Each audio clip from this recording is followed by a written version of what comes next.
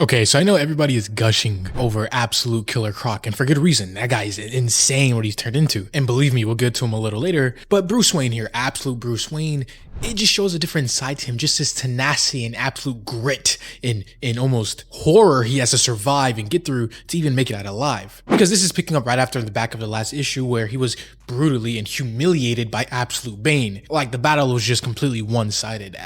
Batman, for as big as he is and as strong as he is, and believe me, he's a behemoth of a human, he stood absolutely no chance against this absolute Bane and was captured and sent to his prison within this version of Arkham Asylum known as Ark M. And a couple of very specific things to note here. One, of course, the people up above, like his mother and the ex-mayor Jim Gordon that she was connected to, they of course taken notice to Bruce's disappearance and absence. It's been a few days as he has disappeared and hasn't come back. But over down below where he actually is captured, we see one of Bruce's assigned doctors, his scientist, who is over his cell and his experimentations, as we will soon see. But we see she also has a log where she states some of her new findings, even calling Bruce test subject number 27, which is a cool Easter egg as, you know, he was introduced in Detective Comics issue 27, so it's just a cool little callback to that. But we actually get some official stats for Bruce here. Even though he is human, he is 6'9" and 400 pounds of just pure muscle. It even taking 6 grown people to drag his body here and to place him in this almost prison. After, of course, taking off his costume and even surgically removing some of the implants and contraband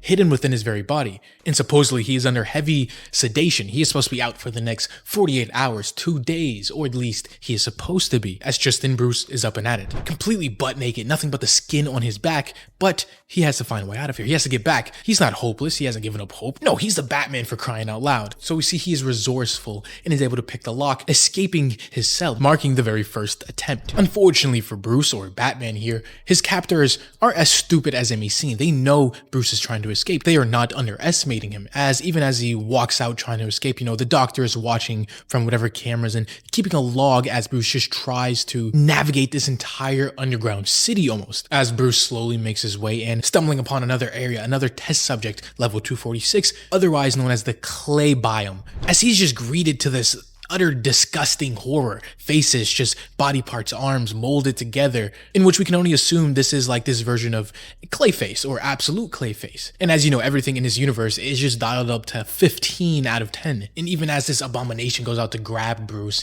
before anything more can truly happen, suddenly he is intervened by another force, completely knocking him out cold with one attack. And it is none other than absolute Bane, who is here and following his footsteps. The doctor keeping the log even goes on to call Bane Prime. Now, whether this means that he is their prime subject, you know, their one successful experiment or test subject so far, we're not too sure. But for now, test subject number 27, Bruce Wayne, was apprehended and will be returning back to his own environment to restart this entire process. And even Bane takes a little bit of enjoyment out of this, telling Bruce, or at least his unconscious body, to please keep trying. Now, there is a little bit of a counter story running throughout the main present, you know, Bruce being trapped here in this Ark M project, underground at least. The other one being in the past, Bruce helping his friend Waylon Jones, you know, the guy who was captured and the reason why he's here in the first place, train for an upcoming boxing event or match against a pretty powerful opponent, one that, you know, Bruce isn't even sure that he could beat. It might be out of his league entirely. And eventually this story here, the themes connect and play a pretty interesting part going forward. But for now, speaking of going forward, we have a little bit of a time jump as we cut over. Instead of 2 days where he was missing, it's now been over a month, 45 days since Bruce was captured. His mother, of course, being worried sick that Bruce has just disappeared, especially in a city like Gotham. And her suspicions and concerns would be correct, as when we move back underground with Bruce, things aren't looking the brightest, as even the doctor who was keeping this log and documenting everything going forward, she says for a short period after his encounter with the Prime, or Bane, Bruce remained combative, you know, fighting against them at every point and turn. But eventually, at 20 days stuck here, just like the other test subjects, he seemed to almost become docile, accepting his situation and then becoming closed off. By day 30, he even began refusing to eat. So feeding tubes were forcefully inserted into his stomach, you know, forcing him to get nutrients to keep himself alive. Everyone thinking that Bruce Wayne, Batman, this test subject 27 as he is known here, has become completely docile and into submission. So even as the doctors come in here to do a routine checkup, much like they have done days prior, yeah, they're about to find out that they are woefully wrong about Bruce Wayne. As just then, he attacks. Him becoming docile was nothing more than a ruse, a plan for him to abide his time and then think of a solution and new strategy of attack. he begins just obliterating the doctors here. Like, obviously none of them are like combat specialists. Unlike Bruce Wayne, who is very proficient in fighting, these doctors would be no more than just children compared to Bruce Wayne. But we see just how far he is being pushed, using his teeth as spikes on his wrist to pummel, cut, and just crack these doctors' skulls open, blood just spewing everywhere. Yes, he pulled out the very teeth from his mouth, which is something I love seeing with this younger, less experienced version of Bruce Wayne. You know, he isn't the prep time god that a lot of people equate normal Prime Earth DC canon Bruce to be, you know, always planning, has a solution to everything. This Bruce Wayne, he has a lot less resources, but it's just more brutal as the universe he is in now. This absolute universe just requires a step above. So when he gets pushed to a corner, he has to take the absolute drastic of measures, using every single advantage he can get his hands on, even this feeding tubes that are directly into his body, using his own raw stomach acid as a weapon, burning and melting one of the doctor's face off. Like, you know how gnarly and crazy that is? Not to mention painful, using his own stomach acid as a projectile and weapon? Like, that is just completely crazy. Yet, Bruce Wayne is just a man of sheer willpower. He has to get it done by any means possible. As eventually, of course, he escapes once more, running out, trying to find any sort of exit or entrance for him to get out of. But as you can pretty obviously tell, there's no map or blueprint or layout that Bruce knows. He's winging this, making this all up on the fly, trying his best to not only escape, but survive this entire horror fest that he has found himself inside of as he eventually arrives to a new location, new test area as it would seems. Ginormous trees lining an entire area that Bruce has no other option but to go forward and try to pass through. Unfortunately, nothing here in this universe or this Ark M project that he is in is ever as it truly seems, as the trees, the very plants, are alive. As we go on to find out and see that this place that Bruce has found himself inside of is known as the Isley ecosystem. Yes, Isley, assumingly as in Pamela Isley, otherwise known as the alias of Poison Ivy, which is a super cool concept. This being a version of Arkham Asylum, just known as Ark M, of course Batman's villains or a version of them would be here. Yet in this universe, it seems like Ark M is actually creating the villains, ranging from Bane to potentially Clayface to Poison Ivy or whatever this is supposed to be here. But you get the picture. Bruce himself is just unprepared for the horrors that latch on from every corner, as some humanoid shapes and humanoid creatures looking like they are made out of the same wood from the trees come rushing towards him, telling him that the green wants out. Now, traditionally, the green is a universal or even multiversal force that connects all of the plant life and other people who tap into that sort of power sphere together, as in, you know, Swamp Thing, of course, Poison Ivy, and any other plant or earth elemental based character. Though the same cycle and events from before repeat again. You know, Bruce escapes, makes it to somewhere, finds some sort of horror, and then Bane appears, you know, this Prime as he is keep being called, apprehends Bruce, beats him into submission, and then locks him back up in a cell for him to repeat over and over again. The only question is, to what end? Why does Bane, the other doctors here, the staff, allow Bruce to keep exploring, testing him to potentially find a way out? Because once again, the cycle continues. A time jump happens, you know, everybody up above in the city in Gotham, they're all out looking for him, now handing out missing posters with Bruce's face on it to try and spread the word around as another month, and he's still not here. Whereas down below, Bruce is just going through absolute hell. It has now been 91 days, yes, 3 months, since Bruce has been down here and subject to who knows what. The doctor even going on to continue her log, saying that test subject 27 continues to show remarkable resilience. After 2 weeks of consistent surgeries, he has managed to survive the full cycle, unlike all of the other previous 26 subjects before him. Now, we aren't sure what exactly a full cycle or what surgeries were implanted on him, but we can obviously see that it is nothing good. Marks all over his back, green lines now grafted into his very skin, almost appearing in the shape of a very bat on his back. Very ominous stuff.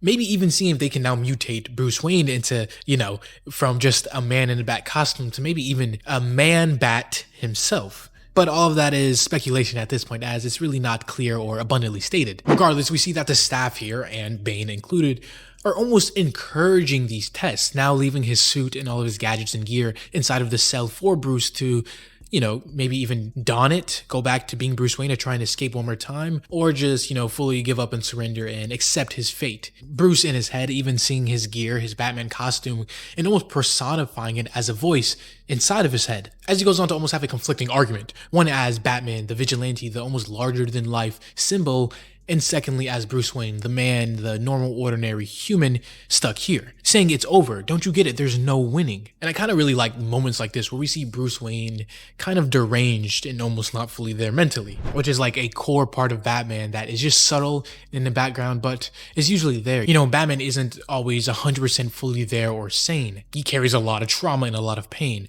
though of course anybody in this situation that he has found himself in here would probably crack way sooner than Bruce is starting to show now. Though eventually everything just starts to slowly click into place. Bruce catching himself, he almost slipped into the thought of surrendering into submission and thinking, wait, there's no way to get out of this, you know, I should just give up, let them experiment on me and potentially die and lose everything that he has worked so hard throughout his entire life to achieve. But as fast as that thought came, it's as fast as it leaves as Batman eyes his suit one more, making up his mind and fully becoming this absolute Batman again, busting through the concrete and the walls of his cell. Each time Batman has escaped and went off, he is met with a different sort of circumstances, and this is no different. Here, though, he is met with almost failed experiments, going into a room designated the Langstrom experiment, which is a very neat Easter egg for Kirk Langstrom, you know, the Man-Bat, which probably that's what it is here, you know, the scientists here were experimenting trying to create the Man-Bat, yet they failed at every step, and a bunch of these abominations and failed creations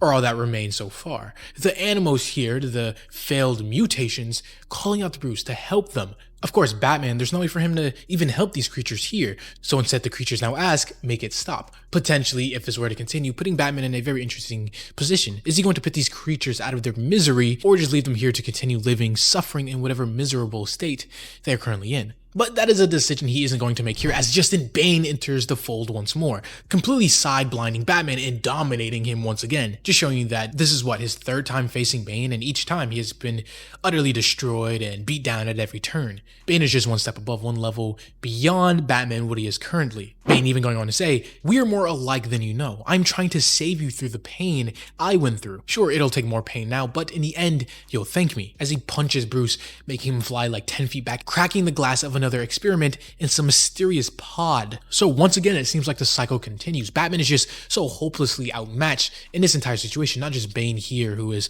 physically overpowering him, but the overall encompassing situation here under Ark M. This potentially would have been it. Bruce gets brought back to his cell, the experiments and mutation continues, and maybe he would have cracked and fully given up. Bane in this moment even trying to give Batman a little bit of words of wisdom, going on to say, it isn't the strongest or most intelligent of us who survive this war called life, but instead those who are most adaptive to change. Though before he can finish his sentence, in a split second, everything changes as just then a creature lunges out of the display case that Bruce broke with his body and starts attacking Bane, overpowering him for the very first time. His colossal body being sent back and landing on different doctors, smushing them and just turning them into bloodstains on the floor. Seeing as just their fellow doctors and fellow colleagues just got crushed to death, everybody else starts to make a run for it, though they are intercepted by this new monstrosity on the battlefield, this version of Killer Croc, who is just like 90% mouth. His jaws and mouth widening and fully stretching, encompassing the entire area before chomping down and ending the retreating doctors there. Though eventually as Bruce is able to get back up, his attention is immediately drawn to the giant green lizard monstrosity that is now in the room, as why wouldn't it be? Though what's very interesting and almost doesn't make sense is he immediately calls out and clocks him as Waylon, yes, Waylon Jones, his best friend. And why he does this is kind of beyond me, because why would you just immediately assume your missing friend who you came here to rescue, oh yeah, well, this new monster and creature I'm seeing here must be him, even though he has seen a bunch of other creatures and monsters throughout this entire stay here at Ark M. Though I guess that's why Bruce is the master detective and I'm not. Either way though, he will be correct, you know, Waylon Jones is this absolute Killer Croc. Batman trying to call out to Killer Croc, his previous friend, to jog his memory, to remind him that this is Bruce, he knows him, which of course is the smartest play for Bruce here, because one, he isn't even at top 100% shape, and two, this Killer Croc just completely knocked aside Bane like he was nothing. The same Bane who was dominating Batman at every fight and every turn that they had. So naturally, Bruce wouldn't really have any sort of chance against Killer Croc, especially in the shape he is in now. And thankfully, he doesn't have to, as it works. Waylon Jones, even in the state he is in now, it's unknown how much of his previous mind and previous persona of the human Waylon Jones he is now as the Killer Croc, but it's enough to know that Bruce, he isn't an enemy, but he is a friend, his almost best friend. as we see Batman awesomely just riding the Killer Croc, which is just amazing and cool seeing this here. Instantly, the odds turning inside of Batman's favor in his journey to escape this torturous hellhole that is Ark M. But even as this is happening, the Doctor continues her log, watching as Batman and the Killer Croc team up and ride off together, saying that Subject 27 continues to exceed expectations, just as the Prime and her predicted. So this is less of a setback and more of a step forward for them, whatever the villains are planning. Because this lady here, the Doctor, who we find out is Dr. Arkham, she goes on to ask Bane if he's excited for the final phase in their plan. And of course, Bane says yes, he is very excited because now he gets to truly break the Batman, which I'm just so excited to see what that means for absolute Bane. What does him breaking Batman truly mean here in this context? But that is a very scary outcome that we're going to see next time as this video, an issue, comes to a close. As always, if you've enjoyed watching, leave a like or subscribe if you're new and want to see more content just like this. As always, this was AJ here at the Hero Informer, and thank you for watching.